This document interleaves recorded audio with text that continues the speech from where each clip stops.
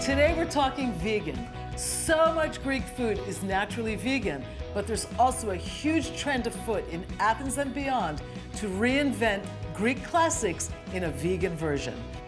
Today in the kitchen, I'll be making a vegan moussaka. This is a moussaka for even the most die-hard meat lovers.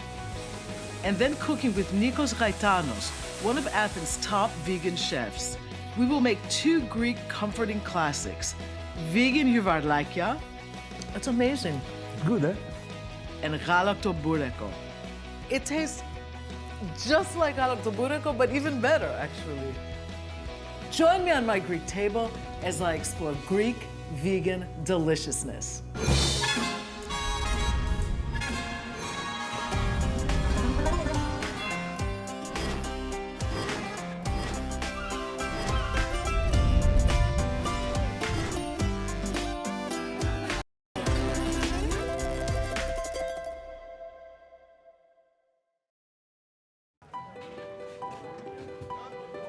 All one needs to do is walk past the neighborhood farmer's market or even simply visit any supermarket or grocer to see firsthand the wealth, variety, and quality of produce grown in Greece. The Mediterranean climate of temperate winters and plenty of sunshine is most conducive to growing delicious fruits and vegetables. It stands to reason that so much Greek food is traditionally and naturally plant-based. Indeed, there are probably more plant-based recipes in the Greek kitchen than in any other Mediterranean cuisine. Greeks are essentially accidental vegans for a good part of the year. In the traditional Greek diet, the mother of the Mediterranean diet, meat was eaten sparingly. Because it was expensive, it was often reserved only for festive occasions. It was only the post-war generations that began to embrace a much more Western diet.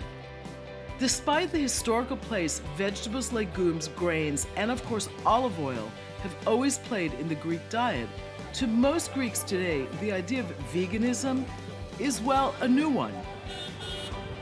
But times are changing. Contemporary trends have caught up with this most traditional food society, and to be vegan nowadays is to be woke. Of course, there's a Greek spin to this global trend, and it's a delicious one. Greek vegan cooking barely contains anything processed, and a lot of it is about reinventing the classics to be both vegan and natural, like true denizens of the Mediterranean. Real food made with seasonal ingredients and the creative mindset. Moussaka is one of the most iconic dishes in all of Greek cuisine. Today, I'm making a vegan version of this Greek classic, and I promise even the most die-hard carnivores will love it.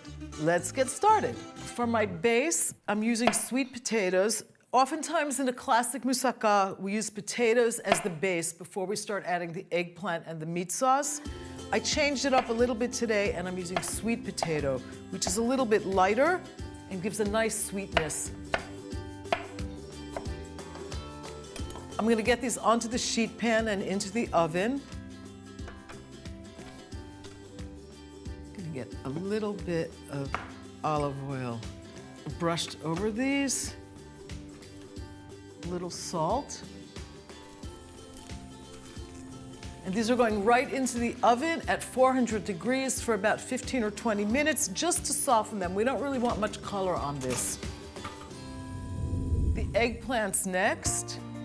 You want these to be fairly thin, but also thick enough to hold up to the baking. I'm gonna get these onto the sheet pan. A little bit of olive oil and a little bit of salt. These are going right into the oven. The whole basis of moussaka is this rich meat sauce, which I'm replicating today by using black beans and chickpeas.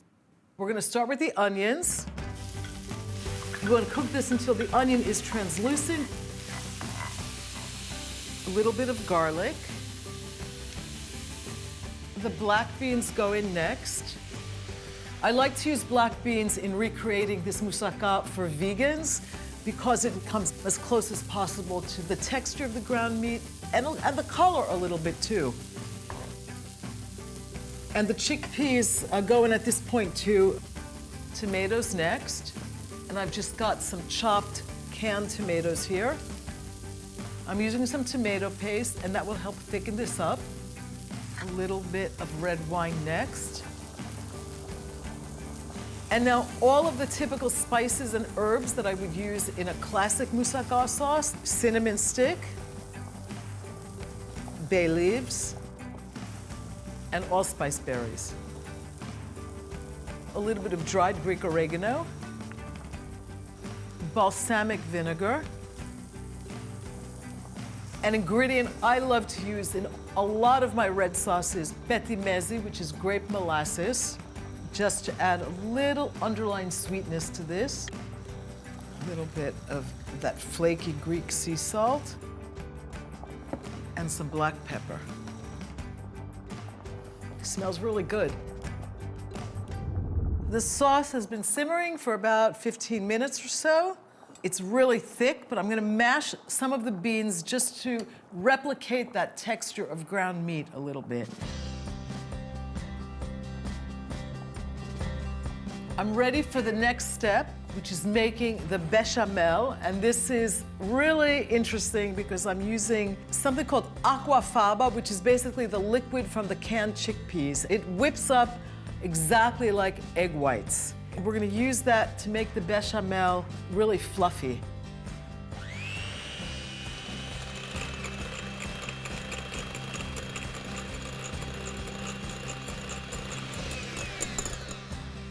We want these beautiful stiff peaks, just like meringue. Time to make the bechamel, the classic topping on any moussaka. We're gonna start with olive oil and flour to make the roux. And we want to cook this until the flour is not so raw anymore. We don't want that pasty flour flavor. And it's time to add our 2 milks. I'm using coconut milk and almond milk. And the almond milk next. This is already starting to thicken up. A little salt, a little bit of white pepper, and a little bit of ground nutmeg. Time to add the aquafaba, the meringue from the chickpea liquid. And this will make the bechamel a little bit creamier, and it will also help it rise since we're not using eggs.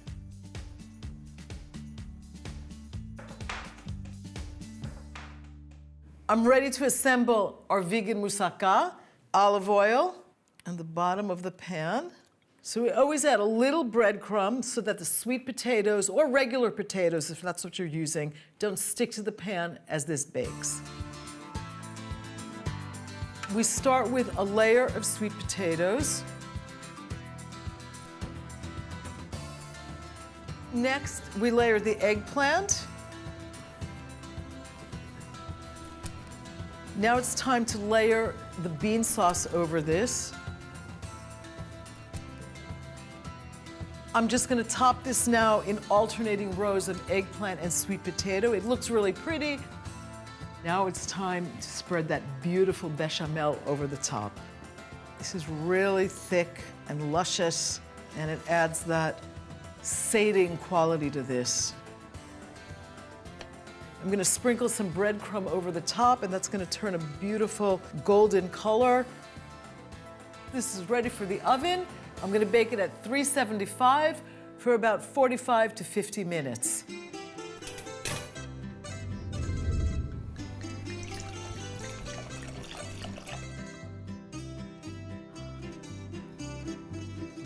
Oh, that is gorgeous.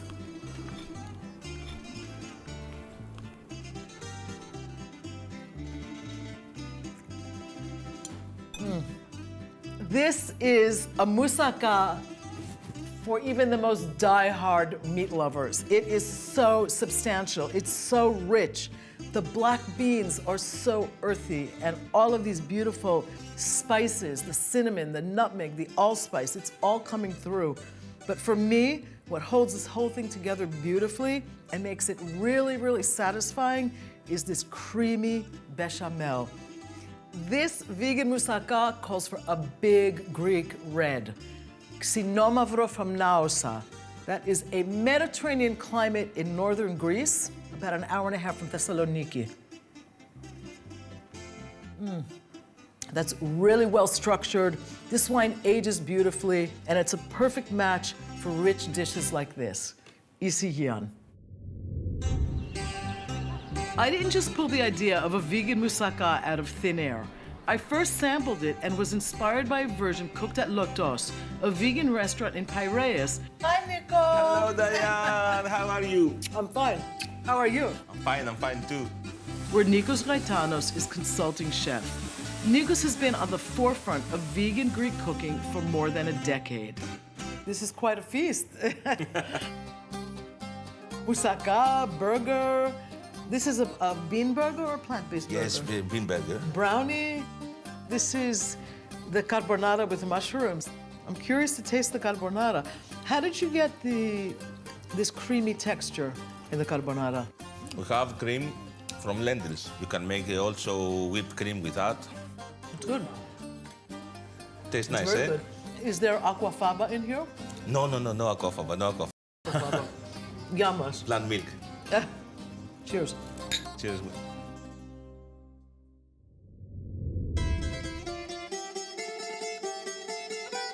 I'm back in the kitchen with my friend Nico. Today you're gonna show me a couple of vegan recipes using traditional Greek ideas, but with a twist that's totally plant-based. The first one is what we call Yiouvarlakia in Greek, which is usually a ground meat and rice dish cooked in a delicious lemony avocados sauce, the egg lemon sauce. But tell me, Nico. We replace the eggs with avocados. With avocado. I'm really looking forward to learning how to do that. What do we have here? We have mushrooms, the normal white mushrooms. Plain button mushrooms. Yes, and need some olive oil. Also, we're gonna need thyme, fresh or dry. Now we need to bake it in 180 degrees, about 20 minutes. So 180 is 360 Fahrenheit. What we want is to take out most of the water of the mushrooms. Okay. To become crunchy on the outside, but tender on the inside. Okay. Now we have to make the soup. Okay. First we cut our vegetables.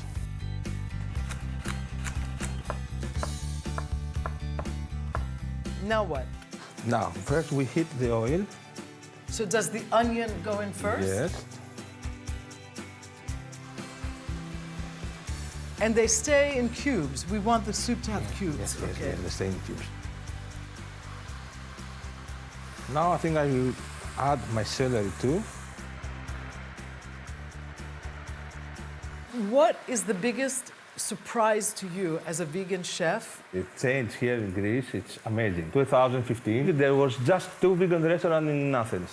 Now it's more than 35. There are 35 vegan restaurants in Athens. Yes. Wow. It's easy to be vegan in a country that has amazing produce. I like to call Greeks accidental vegans because we don't even realize how much vegan food there is in the cuisine. Now it's time for the wine. We need some time for the alcohol to evaporate. To cook off. Are we about ready to add the water? Yes, now we add the water. Put just enough to cover our vegetables.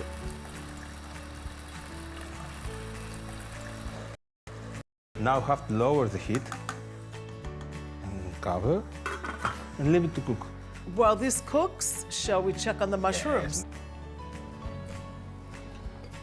Okay, that looks and smells really good. I love mushrooms.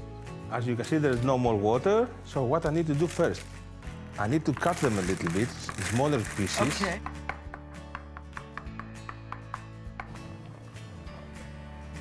Now, our rice. So I have cooked it already. It's totally cooked? Yes. Okay. I will need my glove because it's a dirty job, but somebody has to do it. A little bit of flour, but not too much, because if you put too much, you can taste the flour after. This is the mixture you're going to shape. Yes. And this mixture you drop into the soup.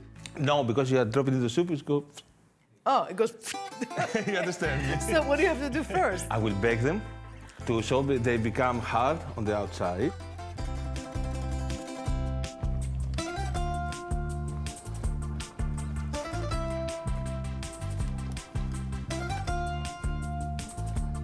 These can go into the oven? Yes, about 15 minutes.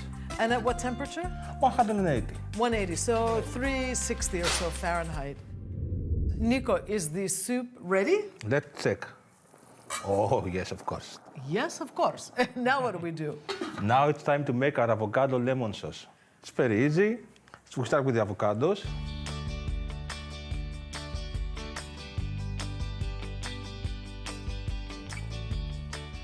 Juice of 2 lemons. And then I will go to my soup.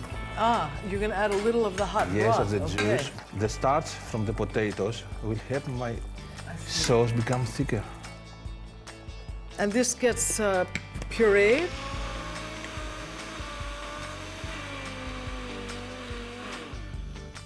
This goes in here. Yes, we're gonna cook it in low heat with the lid on for 2 or 3 minutes. They are ready. Now we need to leave them for 10 minutes to set, because if they are too hot, they will fall off inside the soup. They go... You're learning. A universal Greek word. Oh, that looks amazing. Dill in. Always put the herbs last, so they keep all the flavor. Yeah. And now it's time for the Yiouvarlakia to dip in. I put the lid back on, leave it for 5 minutes, and then we serve. And we do that so that everything kind of blends together. Yes.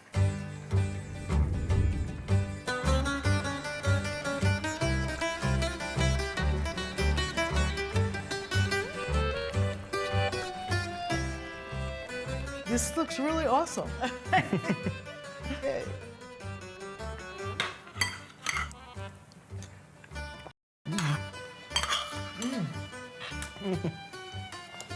That's amazing. It's good, eh? Yeah. It's really lemony, but really earthy because of those beautiful mushrooms, and the rice obviously binds it all together, but it's really comforting too. So this is exactly the feeling and the sensation you get when you try the original, authentic Greek Yaya's Yiouvarlakia with ground meat and rice and avocados. I love it. And I thought about how to marry this with wine, and I've got a rosé from Argos, which is a combination of Moscofilero, which is a white wine varietal, and Thank a you. Yorgitiko, which is a red wine varietal. And the two together balance each other really well. Yamas. Cheers. Yamas. This works really nicely with this dish. I will a little bit Yamas. more, I think. There are more than 37 vegan restaurants in Athens. Some are nothing more than casual food stalls, specializing in a couple of different things. Others, like Lotos and Veganaki, are full-service restaurants where the focus is on Greek, traditional, and vegan. It's a fascinating blend.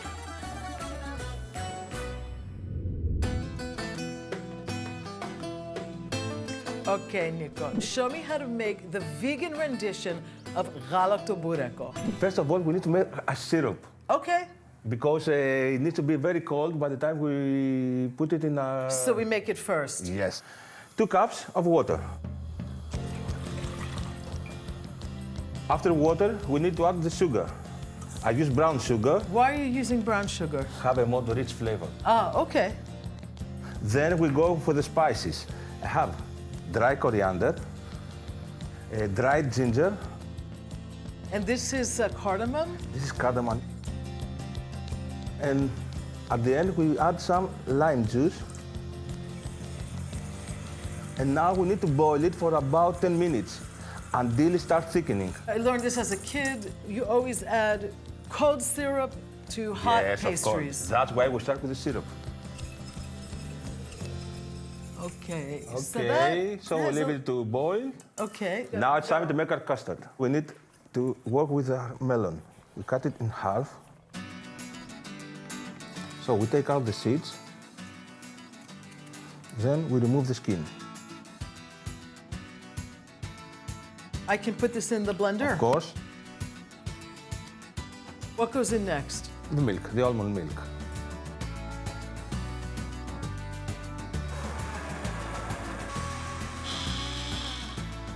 Now, what am I doing in here? You put 3/4 in the pot. Okay, now we boil it. And I pour the rest in here? Yes. Now we put in our semolina. Okay. Now, I whisk. You pour the mixture inside. Now we need it to start boiling. When it starts boiling, it's ready. Oh, that's it? That's it. Okay, it looks like we're ready to put this together. Yes, now it's the fun part. First of all, we need olive oil. We spread it across a pan. So now, what do we do? We fold it in the middle. I fold it, okay. Yes, and we put it in.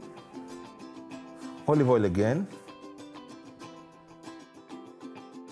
And now we want to make a nest. You brush, I'll fold. Brush, yes, exactly.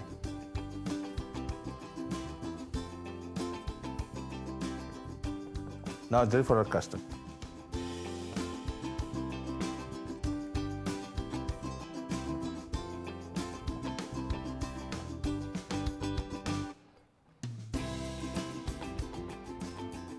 And now we make the rim. Yes, but I think that's a little bit too big, so we cut it a little bit.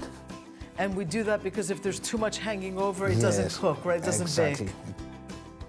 So now when we make this, we want to cover the edges, right? Yes, So yes, like that. Have you done that before? A few times.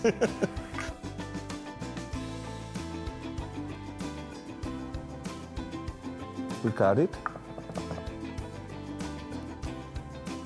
And we're going to put sesame seeds on top. Just a little bit for the taste. So now we bake this, Yes, in a preheated oven, 180 degrees. which is 360 Fahrenheit. Yes, okay. About 25 to 30 minutes, depends on the oven. Okay.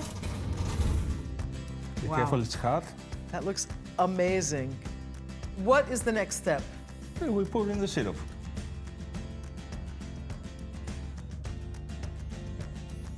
Okay, can we cut this now?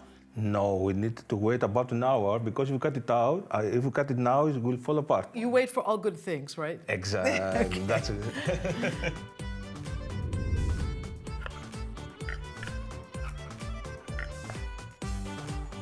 Wow, it looks just like Galaktoboureko. Yes, it tastes even better, you see. Shall we? Let the games begin. I am really curious to taste this.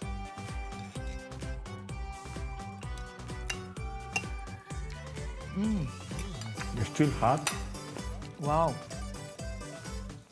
Wow, Nico, this is amazing.